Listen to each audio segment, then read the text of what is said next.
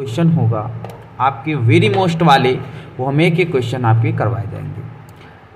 तो सबसे पहले हम ये क्वेश्चन चालू करने से पहले आपको बता दें, थोड़ा मोटिवेशन कर दें कि जीवन में पढ़ाई जो है उसको अच्छे से करना चाहिए और पढ़ाई के साथ खिलवाड़ नहीं करना चाहिए कि पढ़ रहे हैं। तो एक मुक्तक है, सुनना कि करो संघर्ष जीवन में सफलता पैर चूमेगी, रहो बढ़ते सदा आगे तो मंजिल खुद ही छू लोगे। यही सदग्रंथ कहते हैं, यही गुरुओं की बानी है। करोगे कार्य यदि अच्छे तुम्हें दुनिया न भूलेगी, करोगे कार्य यदि तुम अच्छे तुम्हें दुनिया न भूलेगी। चलो अब देख लेते हैं डेरिवेशन। सबसे पहले हम इसमें आपको चित्र बनाएंगे और चित्र माध्यम से आपको हम पूरा डेरिवेशन समझाएंगे। तो ध्यान से समझना। यहाँ पर मान लीजिए कि कोई प्रकाश स्रोत है, एस एक बड़ी प्रकाश स्रोत है और यहाँ पर कोई आपका द्विशील्ड रखा है, ध्यान से समझते जाना। और यहाँ पर द्विशील्ड है, से यहाँ पर एक S1 बिंदु है, एक S2 छिद्र है यहाँ पर, और यहाँ पर आपका पर्दा है, बहुत ध्यान से समझना बच्चा।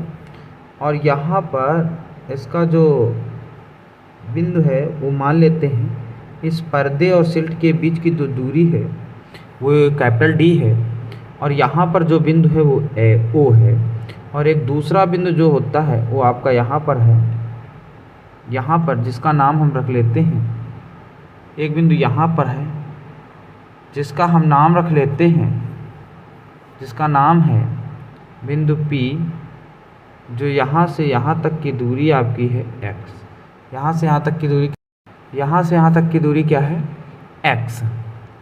और यहाँ पर आपका S1 बिंदु है, ये S2 है, और यहाँ से यहाँ तक की जो इस दूरी है वो मान लेते हैं स्मॉल d है। सिल्टों के बीच की दूरी क्या है, स्मॉल d है। अब यहाँ पर हम क्या कर देते हैं, सबसे पहले इसको मिला देते हैं ऐसे डैश डैश करके, और इसको यहाँ से बहुत ध्यान से समझते जाना। और यहाँ पर एक अभिलंब डाल देते हैं जिसका नाम है अभिलंब, जो है वो क्या कर लेते हैं, A कर लेते हैं। ये 90 डिग्री पर होता है, ये कोण आपका थीटा है, इधर ये कोण आपका थीटा है। बच्चा समझ लेना, वेरी मोस्ट क्वेश्चन है आपके पेपर में 90% आ सकता है। 100 की तो गारंटी नहीं ले सकते, लेकिन 90% करीब करीब आ ही सकता है। तो आपके वेरी मोस्ट क्वेश्चन जो है उनको अच्छे समझ लेना। पहले आप अगर चित्र अच्छे समझ जाते हो तो आपको डेरिवेशन लगाने में कोई दिक्कत नहीं होगी, ये अपनी गारंटी है। तो सबसे पहले यहाँ पर करना क्या है, S1 हो गया, S2 हो गया और ये हो गया। अब यहाँ से यहाँ तक मान लेते हैं क्या है आपका डेल्टा x है, या d, हाँ डेल्टा x है, अल्पांश है डेल्टा x है।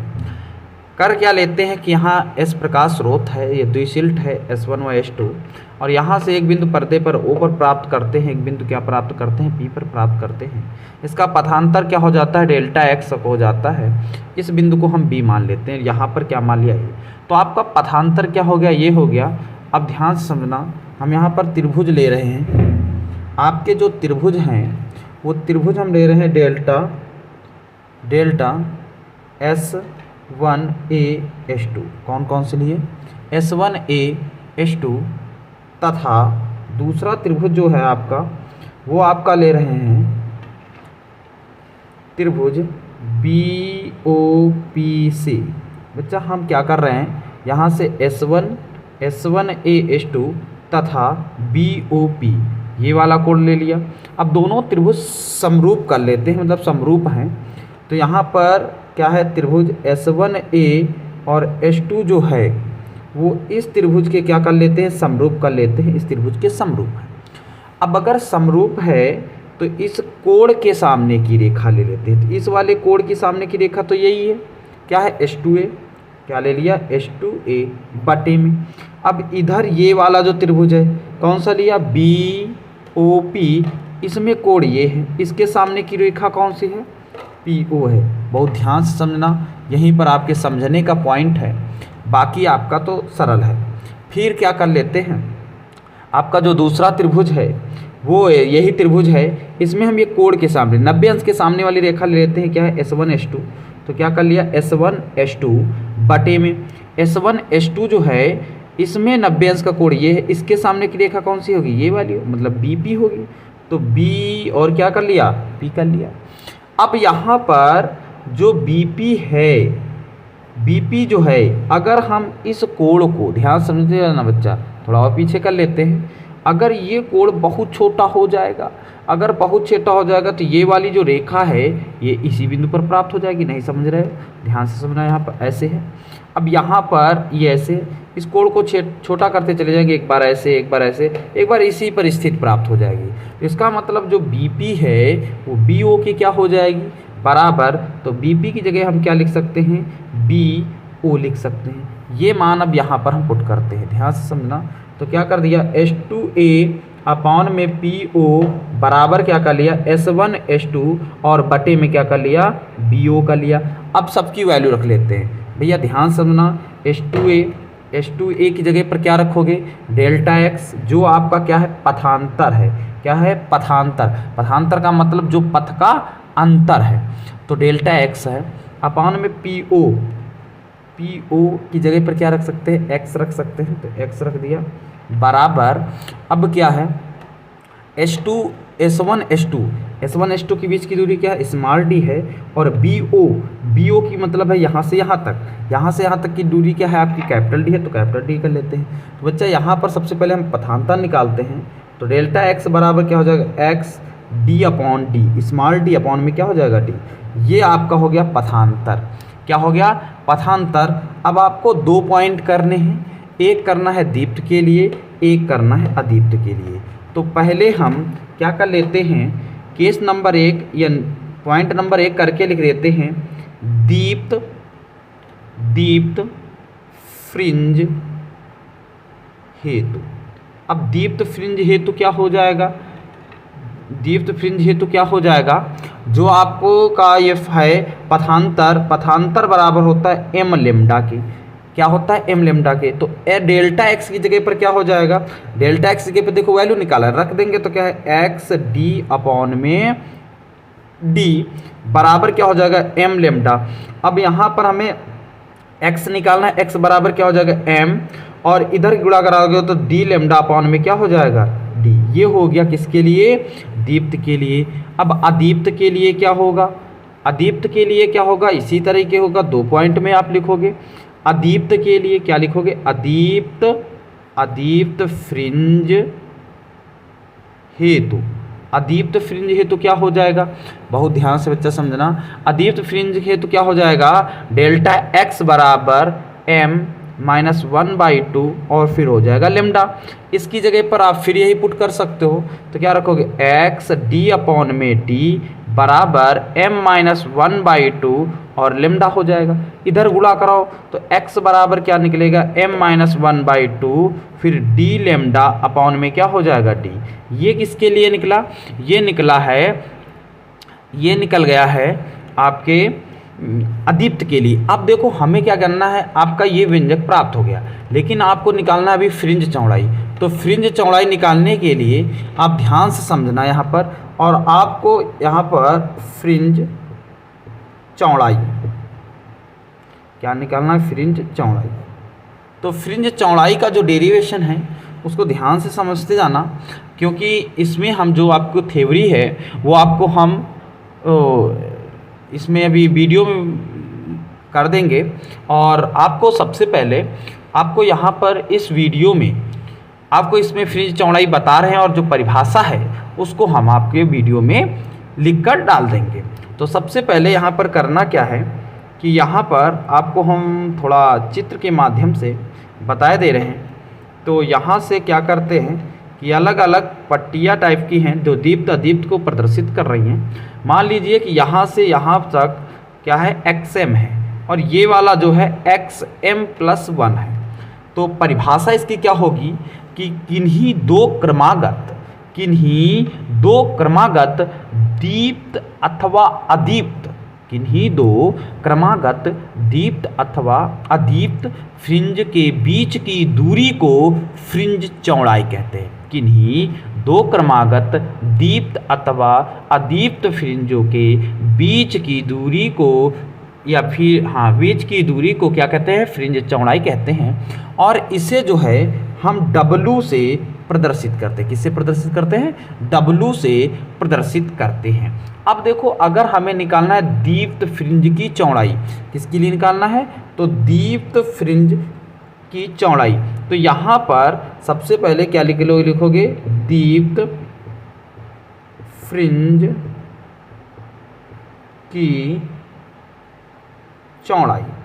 देखो, दीप्त फ्रिंज की चौड़ाई बराबर होता है दो क्रमागत अदीप्त फ्रिंजों के बीच की दूरी। क्या बताओगे? दो क्रमागत अदीप्त फ्रिंजों की चौड़ाई जो है वो रखोगे। तो बच्चा W बराबर होता है XM+1 माइनस क्या होता है? XM।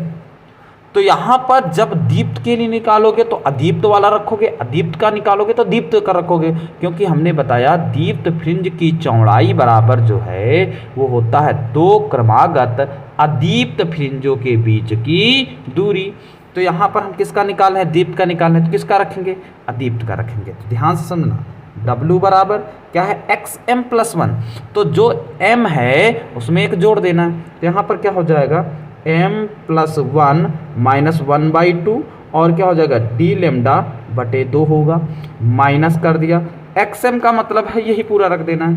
तो M माइनस 1/2 फिर D λ/D। अब बच्चे यहाँ कॉमन कितना मिला है?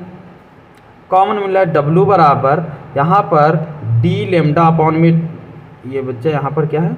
स्मॉल d है, गड़बड़ हो गया थोड़ा, ठीक है। तो यहाँ पर क्या है? Small d। यहाँ पर देखो 2 × 2, देखो यहाँ m बच गया, प्लस लगाया, 2 × 2, 2 में 1 घटा दोगे, क्या बचेगा? 1/2। माइनस से गुणा करो, माइनस हो गया और यहाँ पर प्लस हो जाएगा। अब देखो ये वाला इससे प्लस माइनस क्या हो गया? कैंसिल। अब यहाँ 1/2 मतलब आधा और आधा, आधा आधा कितना होता है? 1 होता है। या आप लासा लेके देख लो, 2 लासा मिलेगा, ऊपर 1 जुड़ जाएगा, 2 से 2 क्या हो जाएगा? कट जाएगा, तब भी 1 बचेगा। मतलब W बराबर आ जाएगा D λ/, में क्या आ जाएगा? D। ये हो गया किसके लिए? दीप्त के लिए। अदीप्त के लिए क्या होगा? अदीप्त के लिए ध्यान से समझना, यहाँ पर देखना। तो अदीप्त के लिए क्या होगा? अदीप्त फ्रिंज के लिए तो क्या लिखोगे? अदीप्त फ्रिंज की चौड़ाई। तो अदीप्त फ्रिंज के लिए क्या होगा कि अदीप्त फ्रिंज की चौड़ाई बराबर दो क्रमागत दीप्त फ्रिंजों की दूरी। तो कहने का मतलब ये है कि अब W बराबर यही रखोगे XM+1 माइनस XM। तो भैया इस वाले में अब की बार रखना कौन सा है? अदीप्त के निकल रहे हो तो दीप्त वाला रख देना है। तो W बराबर इस वाले में क्या करना है? एक जोड़ देना है। इसमें क्या करना है? एक जोड़ देना है। पहले तो यही रखेंगे। तो यहाँ पर M+1 फिर क्या हो जाएगा? D λ/, D माइनस XM है। XM का पहले अब यही वाला रख दो, MD λ/, में क्या हो जाएगा? D। यहाँ W बराबर क्या हो जाएगा?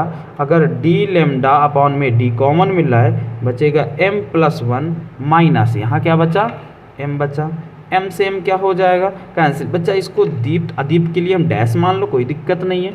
अब यहाँ पर क्या हो जाएगा कि जो W' है वो देखो, ये देखो बराबर आ गया ना, कहने का मतलब एक आ गया, एक से मतलब नहीं है। तो D λ/, में क्या हो जाएगा? D हो जाएगा। ये इतना आया कि नहीं है? तो इसमें आपको एक चीज़ देखा कि W बराबर है W'। इसका मतलब है दीप्त तथा अदीप्त फ्रिंजों की जो चौड़ाई होती है वो बराबर होती है। तो परिभाषा एक बार फिर से सुन लो कि किन्हीं दो क्रमागत दीप्त अथवा अदीप्त फ्रिंजों के बीच की दूरी को फ्रिंज चौड़ाई कहते हैं। किन्हीं दो क्रमागत दीप्त अथवा अदीप्त फ्रिंजों के बीच की दूरी को फ्रिंज चौड़ाई कहते हैं। ये जो डेरिवेशन है आपका वेरी मोस्ट है, इसको अच्छे से तैयार कर लेना और जो ना आए वो कमेंट जरूर करना।